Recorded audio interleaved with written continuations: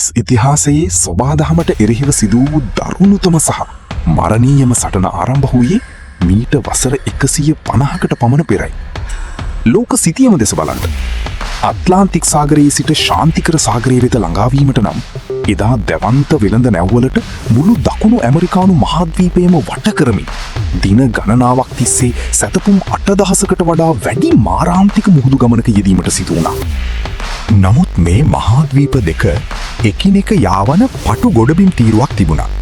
ඒ තමයි පැනමාව.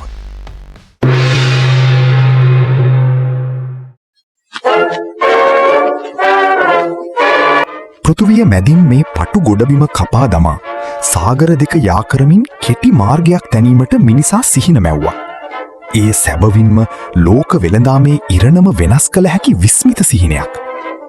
නමුත් ඒ සිහිනය සැබෑ කර ගැනීම වෙනුවෙන් මිනිස් ජීවිත 25000කට වඩා බිලිදීමට සිදුවනු ඇතැයි එදා කිසිවකුත් සිතුවේ නැහැ. 1881 දී සුප්‍රසිද්ධ සුව සැල නිර්මාණය කළ ප්‍රංශ ජාතික ෆර්දිනාන්ඩ් ඩී ලෙස්පෙස්ගේ නායකත්වයෙන් පැනමාඇල කැපීමේ මහා ව්‍යාපෘතිය ආරම්භ වුණා. ඔවුන් සිතුවේ සුව සැලමෙන්ම පැනමාවද මුහුදු මට්ටමටම සමානව ඉතා පහසුවෙන් කපා දැමිය හැකි බවයි. නමුත් ඔවුන්ට වැරදුනා. පැනමාවේ අඩි 100 ගණනක් උස ඇති ඝන කන්දුපන්ති සහ දරුණු නිවර්තන වර්ෂාව ඔවුන්ගේ උත්සාහය සුණු විසුණු කර දැමුවා. එපමණක් නොවේ. පනමාවේ මහා වනාන්තර තුල සැඟවී සිටි මාරයා ඔවුන් වෙත ළඟා වුණා. ඒ කහවුන සහ මැලේරියාවයි. මදුරුවන් මගින් බෝවන මේ දරුණු රෝග නිසා දිනකට කම්කරුවන් 100 ගණනින් මිය යන්නට වුණා. මලසිරුරු තැන්පත් කරන්නට මිනි පෙට්ටි පවා මදි වුණු අතර ප්‍රංශ රෝහල් මරණ මංචක බවට පත් වුණා. වසර කිහිපයක් ඇතුළත ප්‍රංශ කම්කරුවන් 20000කට අධික පිරිසක් පනමා පස්යට සැඟවී ගියා. අවසානයේදී ප්‍රංශ සමාගම මුළුමනින්ම බංකොලොත් වී ව්‍යාපෘතිය අතහැර දමා පනමාවෙන් පලා ගියා. ප්‍රංශය අතහැර දැමූ මේ රන් ආකරය වෙත ඊළඟට ඇස යොමු කළේ ඇමරිකා එක්සත් ජනපදයයි. එවකට ඇමරිකානු ජනාධිපති තියඩෝර් රූස්වෙල්ට අවශ්‍ය වුණා කෙසේ හෝ මේ ඇලේ පාලනය ඇමරිකාව සතු කර ගැනීමට. නමුත් ඒ වෙනකොට පැනමාව කියන්නේ වෙනම රටක් නොවී. එය කොලොම්බියා රාජ්‍යයට අයත් පළාතක්. ඇමරිකාවේ යෝජනාවට කොලොම්බියා රජය එකඟ වූයේ නැහැ. මෙහිදී රූස්වෙල්ට් පරිපාලනය දරුණු දේශපාලන කුමන්ත්‍රණයක් දියත් කළා. ඔවුන් පැනමාවේ සිටි කැරලිකරුවන්ට රහසින් මුදල් සහ ආයුධ ලබා දී කොලොම්බියාවට එරෙහිව කැරලි ගැසීමට ඔවුන්ව පොළඹවනු ලැබුවා. එපමණක් නොවේ. කොලොම්බියානු හමුදාව මර්ධනය කිරීමට ඇමරිකානු යුද නැව් පැනමා මුහුදට එවනු ලැබුවා. ප්‍රතිඵලය වුණේ 1903 දී කොලොම්බියාවෙන් වෙන් වී පැනමාව නමින් නව ස්වාධීන රාජ්‍යයක් බිහිවීමයි. ඊට හිලව් වශයෙන් පැනමාඇල කලාපයේ සදාකාලික අයිතිය ඇමරිකාව සතු කර ගැනීමට ඔවුන් කිවිසුම් අත්සන් කළා.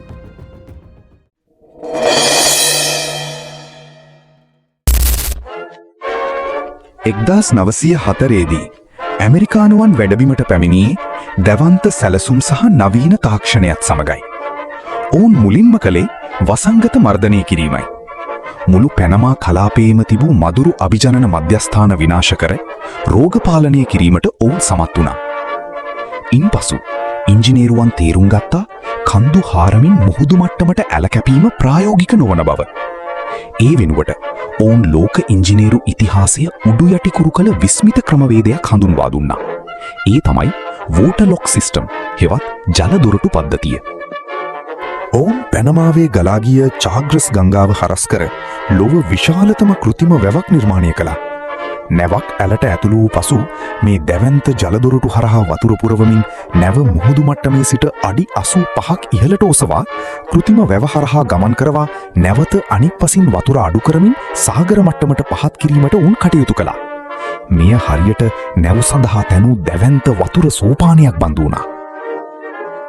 වසර 10ක දැඩි කැපවීමකින් සහ ඇමරිකානු ඩොලර් මිලියන 375ක අති විශාල පිරිවැයකින් පසු 1914 අගෝස්තු 15 වනදා පැනමා ඇල නිල වශයෙන් විවෘත කරනු ලැබුවා. ප්‍රංශ සහ ඇමරිකානු යුගයන් දෙකෙහිදීම මේ ව්‍යාපෘතිය වෙනුවෙන් ජීවිත අහිමි වූ මුළු කම්කරුවන් සංඛ්‍යාව 25000කට අධිකයි. එනම් ඇලේ සෑම සැතපුමකටම මිනිස් ජීවිත 500කට වඩා බිලි වී තිබෙනවා.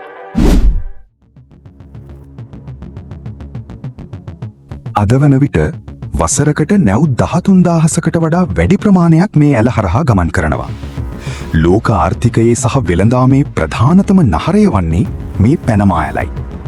නමුත් ලේ සහ කඳුලින් සොබාදහම පරාජය කර තැනූ මේ මහා ඉංජිනේරු විස්මිතය අද වන විට 21 වන සියවසේ බිහිසුණුම තර්ජනයකට මුහුණ දෙමින් සිටිනවා.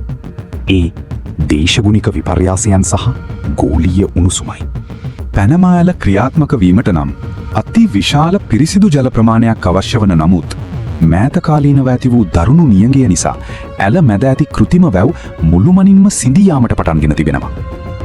වතුර මට්ටම අඩුවීම නිසා දැවන්ත බහලුම් නැව්වලට ඇල හරහා යාමට නොහැකිව දින ගණනාවක් සාගරය මැද පෝලිම් ගැසී සිටීමට සිදු වී ඇති අතර සමහර නැව්වලට තම බඩු බාහිරාදියෙන් කොටසක් බාන තෙක් ඇලට ඇතුළු වීමට පවා අවසර ලැබෙන්නේ නැහැ. එදා මිනිසා විසින් මෙල්ල කළ සොබාදහම අද නැවතත් පැනමා ඇල ගිලගනිමින් තමන්ගේ බලය පෙන්වීමට පටන්ගෙන තිබෙනවා. මේ අර්බුදයට ඉක්මන් විසඳුමක් නොලබුණහොත් මුළු මහත් ලෝක වෙළඳාමම උඩු යටි කුරුවන දිනය වැඩි ඈතක නොවී. ලෝකයේ නහරය බඳු මේ දැවන්ත ඉංජිනේරු විස්මිතය ගැන ඔබේ අදහස කුමක්ද? පහලින් කොමෙන්ට් එකක් දාගෙනම යන්න. ලෝකය වෙනස් කළ මේ වගේ තවත් ගවේෂණාත්මක වීඩියෝ බලන්න අපේ channel එක අදම subscribe කරන්නත් අමතක කරන්න එපා. එහෙනම් තවත් මේ වගේම කුතුහලයේ පිරුණු වීඩියෝ එකකින් අපි නැවත හමු වෙමු.